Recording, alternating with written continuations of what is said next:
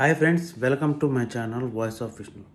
Friends, మీకు తెలిసిందే కదా, ఫస్ట్ ఎస్ఆర్హెచ్ మ్యాచ్ గురించి మనం live videos plus update videos చేసినాం. ఇప్పుడు సెకండ్ మ్యాచ్ది CSK versus Mumbai Indians. So first innings మాట్లాడుకుంటే సిఎస్కే ఫస్ట్ ముంబై బ్యాటింగ్కి వచ్చింది. ముంబై బ్యాటింగ్కి వచ్చిన తర్వాత ఫస్ట్ ఓవర్లోనే రోహిత్ శర్మ వికెట్ కోల్పోయింది. తర్వాత back to back second batsmen third batsmen wicket పడిపోయింది. తర్వాత సూర్యకుమార్ యాదవ్, తిలక్ వర్మ మన తెలుగుడు కలిసి మ్యాచ్ నిలబడడానికి ట్రై చేశారు. వాళ్ళు కూడా 80 రన్స్ పార్ట్నర్షిప్ చేసిన తర్వాత అవుట్ అయిపోయారు. ఆ తర్వాత ఇంకా ఎవ్వరు ఎక్కువసేపు గ్రీస్లో నిలబడలేదబ్బా. వెంటనే వచ్చిన వాళ్ళు వచ్చినట్టుగా అవుట్ అయిపోయారు. 120 for 6 ఉండే, 120 for 7 ఉండే.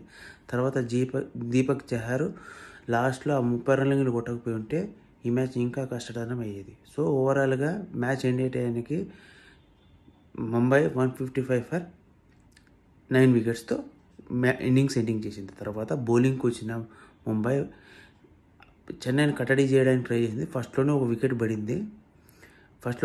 పడిన తర్వాత నెక్స్ట్ వచ్చిన తర్వాత రుతురాజ్ గైక్వాడ్ ఇంకా రచిన్ రవీంద్ర కలిసి మ్యాచ్ని కాస్త నిలబడడానికి 100 రన్స్ పార్ట్నర్షిప్ దాకా తీసుకెళ్ళాడు. అయితే ఎప్పుడైతే రుతురాజ్ గైక్వాడ్ అవుట్ అయ్యాడో, అంటే అంతకుముందు రుతురాజ్ ఏంటంటే ప్రతి బాల్ని రెగ్యులర్ ఇంటర్వెల్స్లో 4 కొట్టడం, ఒక బాధ్యత అయిన ఇన్నింగ్స్ ఆడడం, మ్యాచ్ని కొంచెం నిలబడడానికి ట్రై చేశాడు. రెగ్యులర్ ఇంటర్వెల్స్లో బౌలర్ కొట్టి తొందరగా మ్యాచ్ ఫినిష్ చేయాలని చూసే కంగారులో అవుట్ అయ్యాడు.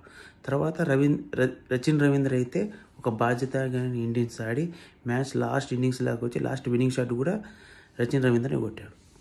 తర్వాత ఏమైందంటే, ఎప్పుడైతే రుతురాజ్ గైక్వాడ్ అవుట్ అయ్యాడో రెగ్యులర్ ఇంటర్వెల్స్లో వికెట్లు పడడం స్టార్ట్ అయింది. తొందరగా వికెట్లు పడిపోయినాయి.